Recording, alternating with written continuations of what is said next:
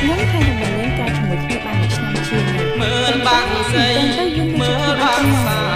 គេមានវាសនាជាងខ្ញុំណាលោកនឹងទៅឲ្យគាត់ហើយគាត់នឹងទៅម្ដង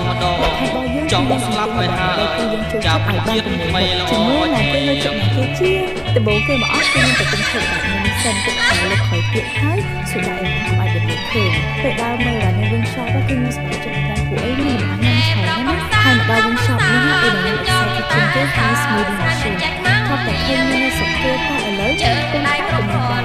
It is such a cool experience